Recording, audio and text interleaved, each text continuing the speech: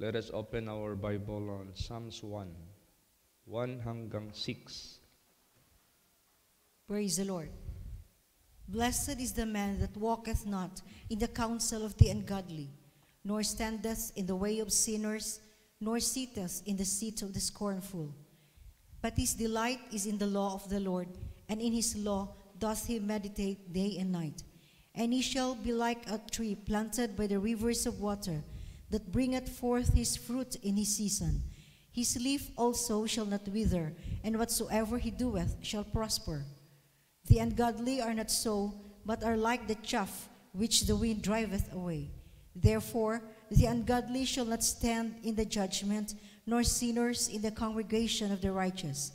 For the Lord knoweth the way of the righteous, but the way of the ungodly shall perish. Ayan. So dito natin makikita ang way of the righteous and way of the wicked. Ang way of the righteous is blessed. Ang way of the wicked, matatawag natin, is woefulness. Maging kawawa ka. Ano yung way of the righteous? Para maging mapalad ka. Mapalad ang tao na hindi lumalakad sa payo ng masama. Ni tumayo man sa daan ng mga makasalanan, ni naupo man sa upuan ng mga manglilibak. So ibig sabihin yan, you hate the way of the wicked and you do not go along with them or join them in the wickedness, you avoid them. Yan yung way of the righteous. Kundi ang kanyang kasayahan ay nasa kautusan ng Panginoon, at sa kautusan niya nagbubulay-bulay siya araw at gabi. Yung kasayahan niya nandyan sa kautusan ng Panginoon. Meaning to say, he has the obedient heart. He has the loving heart sa Panginoon. He has the so-called good relationship with his God. Kaya ang kanyang minimeditate yung Word of God at ginagawa niya yan day and night. Meaning to say, the whole day is being divided into two, the night and the day.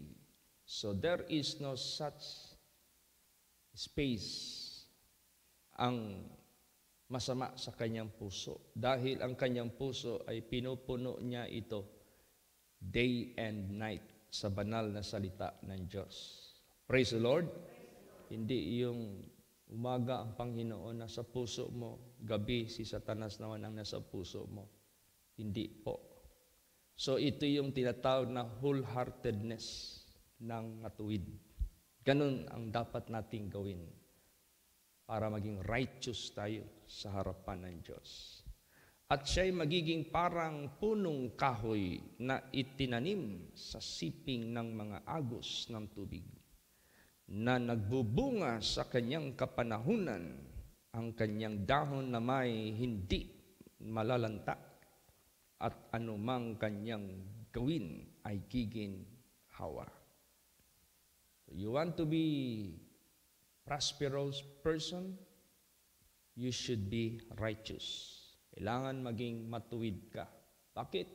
Kasi ang Diyos ang nagbibigay ng gantimpala sa mga righteous. At ang Diyos din ang nagbibigay parusa sa mga wicked. Kaya sinasabi dito, ang masama ay hindi gayon, kundi parang ipa na itinataboy ng hangin. Kaya't ang masama ay hindi tatayo sa paghatol, ni ang mga makasalanan man sa kapisanan ng mga matuwid. Ibig sabihin yan, you will be displaced from the congregation of the righteous or from the people of God pag ikaw ay wicked.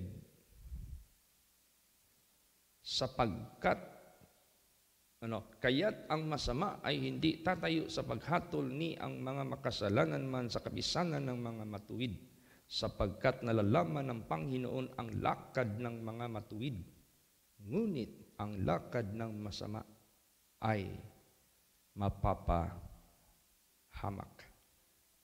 So, sa bungad ng taon natin, gusto lang ng ating Panginoong Diyos ihayag ang dalawang bagay.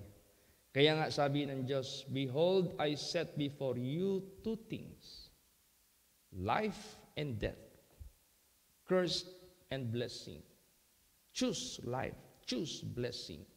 So, ganon sa buhay natin. Binigyan tayo ni Lord Jesus Christ ng gabay para maging righteous tayo.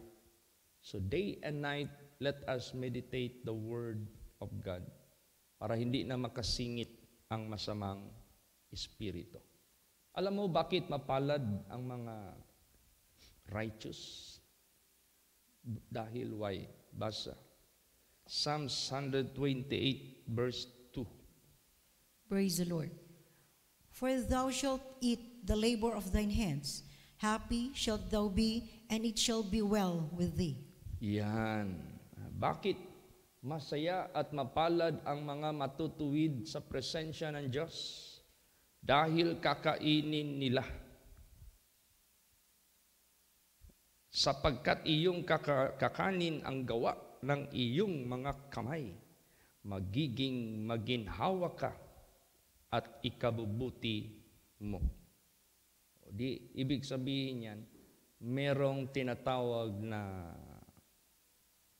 outcome or result or bunga na kakainin mo. Kung ikaw ay matuwid, ikabubuti mo yan. Dahil ang Diyos ang rewarder. Di ba may example dito sa Bible na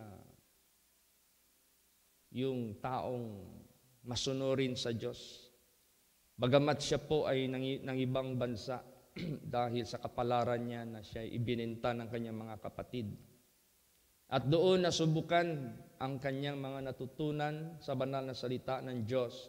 Kung itong taong ito susunod lang ba doon sa may nakakilala sa kanya o susunod pa rin siya kahit hindi na siya kilala doon.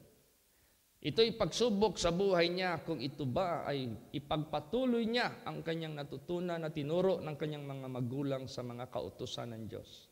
Kung ito ba ay ipagtaguyod niya kahit sa ibang bansa. Anong nangyari sa buhay niya? Basahin natin. Genesis 39 verse 3. Praise the Lord. And his masters saw that the Lord was with him, and that the Lord made all that he did to prosper in his hand. Yan. Napansin ng kanyang amo na si Captain Potiphar na ang Panginoon ay nasa kanya. At ang Panginoon ang gumawa lahat na siya'y pagpalain sa kanyang mga kamay. Ibig sabihin niyan, nung siya ay binigyan ng katungkulan ng kanyang amo, nakita niya na nagpa-prosper si Jose. Dahil ang Panginoon ay na kay Jose. Nagpa-prosper siya dahil matuwid si Jose. Kaya, grabe ang pagsubok kay Jose. Gumawa siya ng matuwid. Siya pa yung nabintangan na merong malis. Siya pa yung nabintangan na merong intensyon na masama doon sa babae na tumukso nga sa kanya. Binaliktad ngayon ang report. Pero in spite of that, sumunod ka at naparusahan ka kahit wala kang kasalanan. Ipagpatuloy mo ba ang pagsunod mo sa Diyos?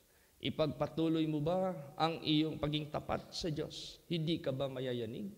Hindi ka ba mababago? Kaya diyan masusubukan ang mga matuwid. Pag ang tao ay matuwid, matuwid yan kahit anong mangyayari. Praise the Lord. Pero ang tao na nagpapaka-matuwid, matuwid lang yan. Pero pagdating ng panahon, may mga pagsubok, hindi na yan matuwid. Iba yung taong matuwid iba yung taong nagmamatuwid.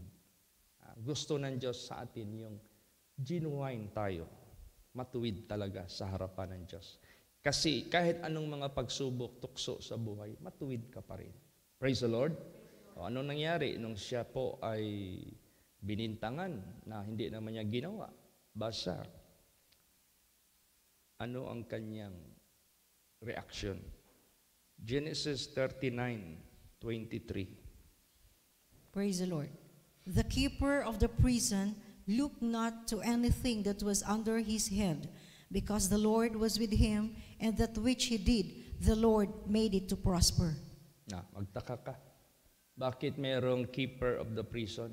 Dahil si Jose ay napriso.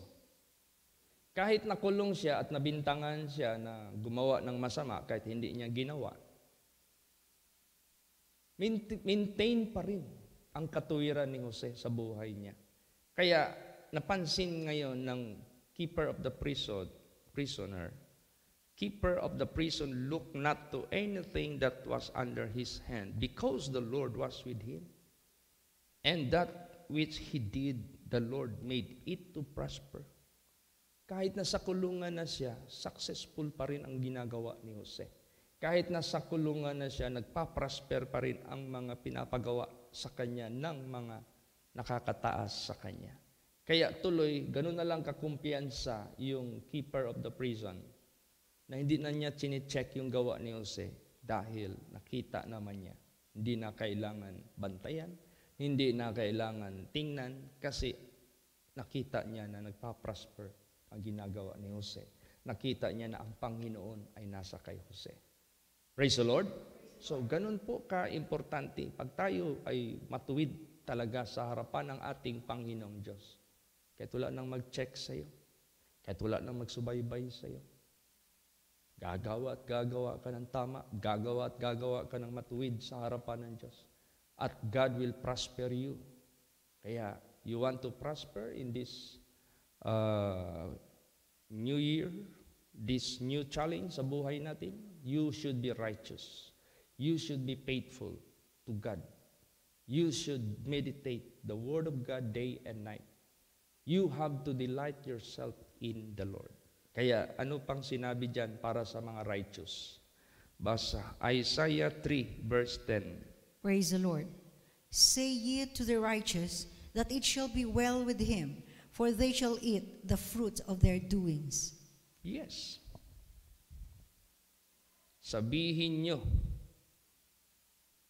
sa matuwid na ikabubuti niya sapagkat sila'y magsisikain ng bunga ng kanilang mga gawa. O ibig sabihin yan, pag ikaw ay matuwid, you are like planting that someday you will harvest it for your own good, for your own profit. Samantalang kung masama tayo, para ka rin nagtatanim ng lagim, para ka rin nagtatanim ng ikasasama mo. Kaya therefore, let us be strong to be righteous para makakain natin ang ating gawa, ang bunga ng ating gawa. May bunga talaga yan. Meaning to say bunga, may resulta. May outcome. Kung matuwid ka, yung bunga ng gawa mo, mabuti. Kakainin mo yan. I-enjoy mo yan. Mabe-benefit mo yan sa kaligtasan mo, sa pagpapala ng ating Panginoong Diyos. Praise the Lord. Ano pa? Basa 2 Chronicles 31 verse 21. Praise the Lord. And in every work that he began in the service of the house of God, and in the law and in the commandments to seek his God, he did it with all his heart and prospered. Yan. Pag tayo man lang ay naglilingkod sa Diyos, gawin nating buong puso. At sa bawat gawain na kanyang pinasimulan sa paglilingkod sa bahay ng Diyos at sa kautusan at sa mga utos upang hanapin ang kanyang Diyos, kanyang ginawa ng buong puso niya at guminhawa. So, wala naman sigurong tao sa mundong ito na nagkakaroon ng desire na maging mapurdoy siya, mapobre siya, maging kawawa siya sa taong na ito. Kaya nga, tinan mo yung New Year greetings. Oh, di ba? Lagi yan na may God prosper you. May you prosper in this whole year. Puro prosper, puro prosper, puro prosper. Prosperity, prosperity, prosperity. Because that is privilege or blessing from your Creator. Kaya, you want to prosper? Seek God with all your heart. You want to prosper? Delight yourself in the Lord. And what this prosperity for? Para saan itong prosperity na ito? Supposing you did prosper, what is your plan? What is your motive? What is your objective in your prosperity? Hindi nyo ba alam, pinaprosper talaga tayo ng Diyos if we have right motive or objective. Di ba lagi kong pinipreach dito, magsunod lang tayo, ipaprosper tayo ng Diyos. At sa prosperity na yan, makakagawa tayo ng maraming gawain na mabuti sa harapan ng Diyos. Especially the maintaining of the souls, the maintenance of the feeding of the people of God. So, pag sinabi mong feeding the flock, that is always involving temple, church. Pag sinabing church, merong pastor dyan na magpapakain ng mga kaluluwa. So, what kind of motivation do we have today? Bakit we want to prosper? Basahin natin ang last verse. 1 Chronicles 22:11. Praise the Lord. Now, my son, the Lord be with thee, and prosper thou, and build the house of the Lord thy God, as he had said of thee. Praise the Lord. Yan. So, merong tinatawag na purpose ang Diyos. Why God would prosper His people. Now, my son, the Lord be with thee, and prosper thou, and build the house of the Lord thy God, as He hath said of thee. So, meron tayong tinatawag na objective. Why God would like to prosper His people? Why God has pleasure in the prosperity of His people? Because God would like that His people serve Him. Mag-serve tayo sa Kanya. How do we serve God? I-serve natin ito sa mga people. So, kailangan mag-build tayo ng temple. Mag-build tayo ng mga churches. Mag-build tayo ng mga congregations. Mag-build tayo ng mga kaluluwa ng mga anak ng Diyos. Para sa ganon, itong prosperity natin, hindi ito maging in vain. Bakit? Yung inawit, yung New Year is not in vain. Ano yung is not in vain? Our witness, our labor. Yung sinabi dyan sa 1 Corinthians 15:58, be steadfast, unmovable, always abounding in the works of the Lord, for as much as we know that our labor is not in vain in the Lord.